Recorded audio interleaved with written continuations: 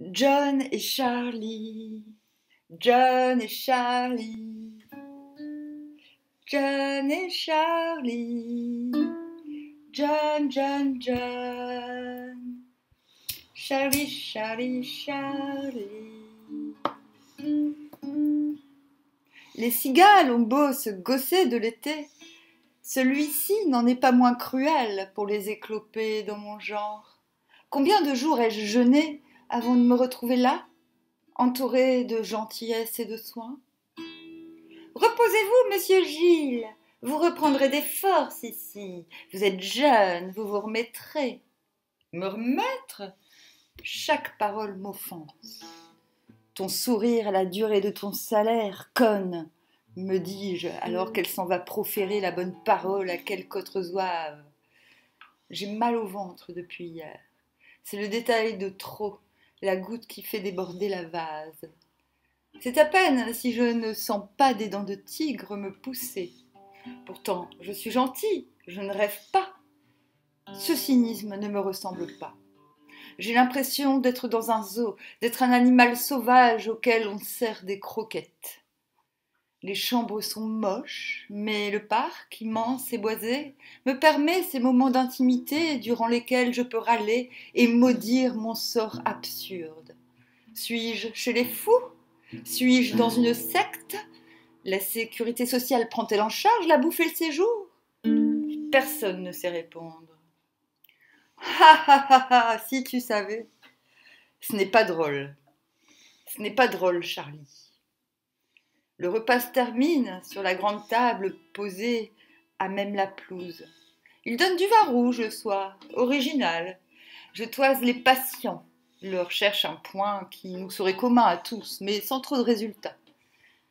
Nous sommes tous plus ou moins convalescents, si je comprends bien. Mais lorsque je demande pourquoi es-tu arrivé ici? Dans quelles circonstances? Personne ne sait répondre. Moi-même, je ne suis pas certain de savoir le faire précisément. Ils mettent de la drogue dans le vin rouge. Ha ha ha ha, t'as raison, Gilles. Ils nous nettoient la cervelle avec l'eau du Lété. Donc le Lété, petite parenthèse, qui n'est pas dans le texte, c'est le fleuve dans lequel les âmes vont s'abreuver afin d'oublier, de perdre la mémoire et d'ainsi pouvoir se réincarner. Je n'arrive ni à manger, ni à dormir, ni à empêcher mes mains de trembler. Dès que le soleil se lèvera, je quitterai cet endroit. La soirée était pourtant bonne, conviviale pour une fois. Il y eut des rires et une certaine complicité autour de ce pot improvisé. C'est cette insoutenable chaleur, cet été qui n'en finit plus. Il n'y a que tard le soir finalement où l'on puisse s'épancher ici, se détendre. Mais ces gens qui travaillent ici, ces braves gens imbus de compassion et de bons sentiments, ne nous quittent pas une seconde, se permettant même de commenter nos propos, qu'ils soient profonds ou futiles d'ailleurs. Mais cette gêne unanime, dès que j'aborde le fonctionnement de cet établissement, son but, sa finalité, est plus malsaine encore que cette canicule. Sur quels critères sommes-nous admis ici? Te prends pas la tête, gamin! Oui, c'est vrai, ce n'est pas comme ça que tu vas retrouver des forces, mon petit. Mais j'ai une vie à régler, moi, pas vous. Je dois retrouver mon tigre. Ah non, il ne va pas recommencer avec son tigre. Personne n'écoute et chacun sait. Chacun pense à ma place. La question n'est pourtant pas de me croire, mais bien de me prendre au sérieux. J'aimerais étreindre le doute et que les choses soient simples. J'aimerais jouir de la banalité, faire le ménage, la bouffe, le jardin et me branler dans ma chambre le soir, comme les autres membres de cette communauté, basée sur l'altruisme et l'entraide. Mais je n'ai pas leur force de porter un masque et de cacher les raisons qui m'ont fait arriver ici. Je n'en ai pas envie. Alors je suis partie de la fête, plutôt que de m'énerver, plutôt que de me scandaliser une fois de plus. Tu vas mourir dehors, tu le sais bien. John est mon seul ami. On ne s'entend pas sur tout, mais il a ce côté frais, juvénile de ces gens qui assument leur originalité. John se contente tellement d'être lui-même qu'il semble planer sur la situation. Et puis son expérience nous permet de parler de tout. Il aime la paix, les fleurs, l'Inde, sa femme, ses enfants et la musique. Il porte des lunettes rondes et joue de la guitare. Il n'a pas toute sa tête, cela dit, mais qui peut se vanter d'être tout à fait sain d'esprit dans ce monde de dingue? Et puis, je peux comprendre que l'on s'invente une histoire pour tenir le coup ici. Il ne se prive jamais de m'aviser de ses conseils, chose que je n'admets que difficilement en général. Mais John est si désintéressé, et il ne se formalise pas lorsque je l'envoie balader. Je ne veux pas que tu subisses ce que j'ai subi, insiste-t-il. Oui, je sais, assassinat à New York en sortant de chez toi. On ne va pas m'assassiner, John. On va m'enfermer dans un endroit moins gentil, peut-être, si je sors d'ici. Mais peut-être aussi, vais-je faire de bonnes rencontres. Peut-être que quelqu'un écoutera mon histoire et m'offrira sa protection. 3 heures du matin. Je ne suis pas le seul à me tourner les pouces. Ça s'agite dans les couloirs. Puis, des gyrophares bleus transpercent soudain la pièce, et j'entends un véhicule faire crépiter les graviers de l'allée. Il ramène quelqu'un. La nuit? Étrange. Je me place le long de la fenêtre, de telle sorte que l'on ne puisse pas remarquer ma curiosité. Je ne suis qu'au premier étage, et je vois tout ce qui se passe à l'entrée du bâtiment. 2 gars d'à peu près mon âge sortent une femme d'âge mûr de l'arrière de l'ambulance, emmaillotée sur un brancard.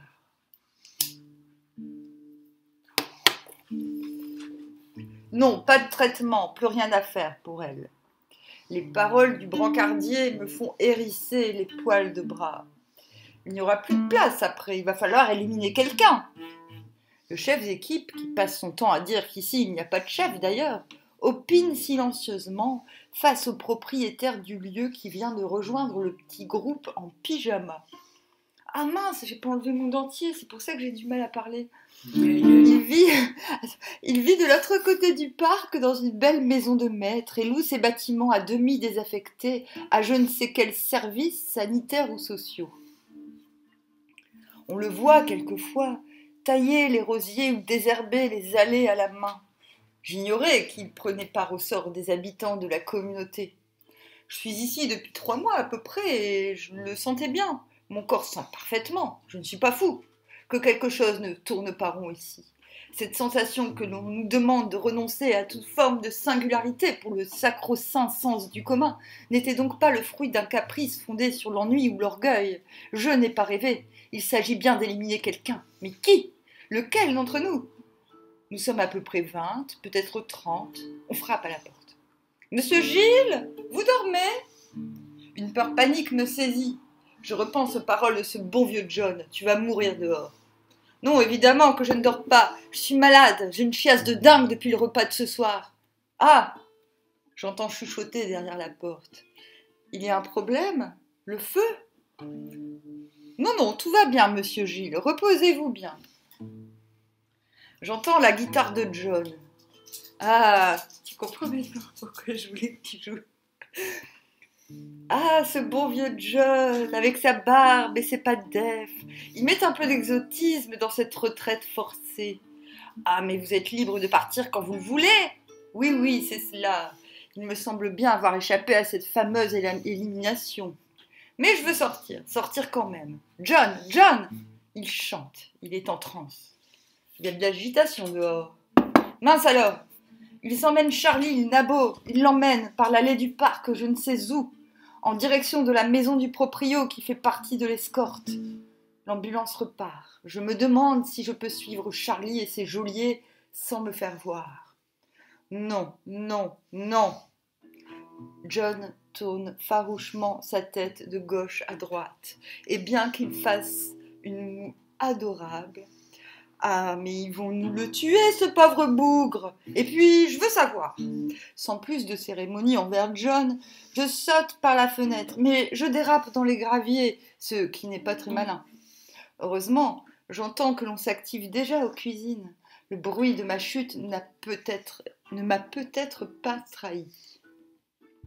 Je file sur l'herbe à travers les arbres du parc, en direction de la maison du propriétaire.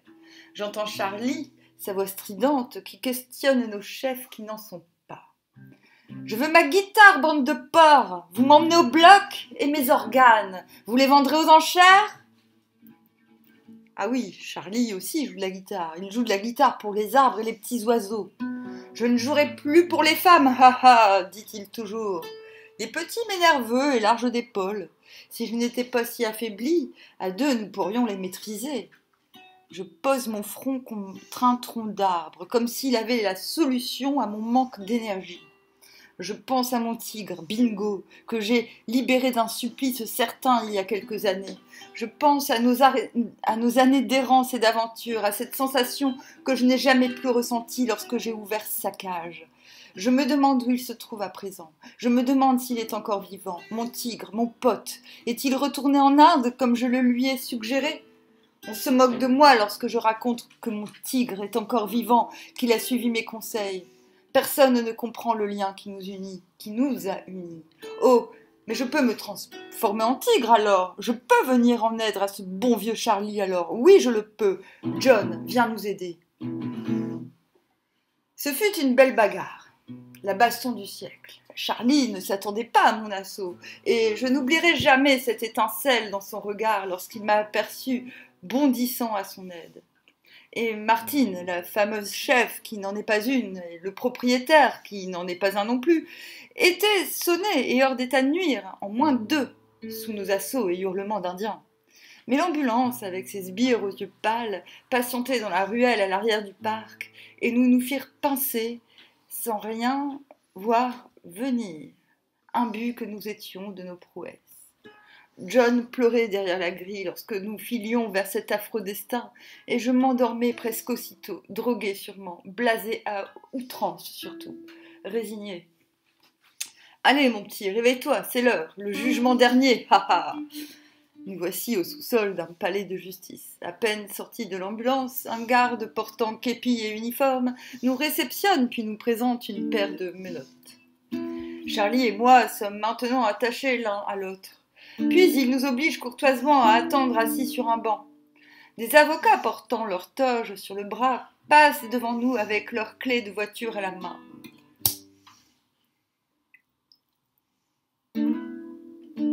Charlie ne peut s'empêcher de rire nerveusement, ou peut-être par sagesse. Il faut de la sagesse pour rire de la situation, ou du moins de la hauteur. C'est con ce qui nous arrive, il a raison. Je découvre à mesure que les heures s'enchaînent une sympathie grandissante pour cet ultime ami. Pauvre John, il pleurait. Ah, John est mort, mon garçon. Assassiné à New York en sortant de chez lui, tout le monde le sait. Tes parents n'écoutaient pas les Beatles. Je n'avais jamais fait le lien entre John et Lennon. Depuis quand les morts jouent-ils de la guitare en fumant des joints ? Depuis que nous sommes dans le coma, mon garçon, regarde. Charlie m'invite à regarder dans la direction de son index tendu. Des panneaux signalétiques annoncent le paradis, l'enfer et le purgatoire. Pris d'un furieux coup de sang, je me lève d'un bond. Charlie éclate de rire. Je suis mort ? Mais non, mais non, mais non ! Tout n'est qu'illusion, détends-toi. Je réalise peu à peu le caractère improbable de la situation. Pourtant, les images affluent à toute vitesse dans mon esprit. Ma vie défile sous mes yeux comme avant un accident de voiture. Sauf que ce n'est pas ma vie, juste les événements qui ont suivi mon arrivée dans cette pension. Ah non, qui ont précédé, putain, j'ai fait une faute de merde. Qui ont précédé. Ah non, non, c'est bien ça. Juste les événements qui ont suivi mon arrivée dans cette pension. John qui traverse les murs. John qui traverse les murs, les gens qui portent les mêmes vêtements depuis le début. Bah oui, tu m'étonnes, John il traversait les murs, il avait rien capté. Mais... Enfin merde, comment ai-je pu ne pas remarquer que je n'étais plus en vie ? Faut pas parler aux gens dans ces moments-là, tu sais. Faut parler aux arbres, aux animaux, aux êtres que l'on peut aimer pour de vrai, parce qu'ils sont différents, tu vois. Alors ça, c'est la meilleure phrase de la nouvelle. Je vais la répéter.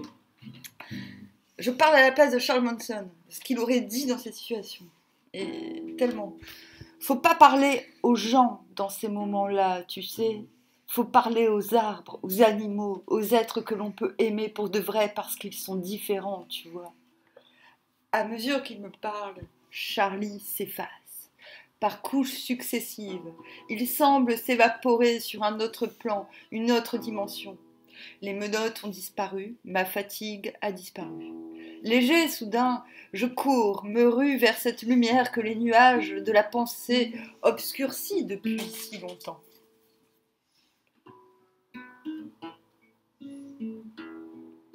Ah, j'ai fait une faute, j'aurais dû dire obscurci, c'est bon ça, j'en fais pas beaucoup. J'ouvre chaque porte, je traverse chaque pièce, criant à tue-tête. Bingo, bingo, où es-tu? Je suis là! Je cours de plus en plus vite dans des pièces et couloirs de plus en plus vastes. Je n'ai plus de souffle qui limite mon élan, je n'ai plus ni jambes ni pieds, à tel point que lorsque je trouve enfin une fenêtre ouverte, je l'enjambe en sautant. À la télé, dans ma chambre d'hôpital, Charlie. Charles Manson, le célèbre tueur en série, est mort ce matin au centre pénitentiaire sécurisé de Californie. Oh!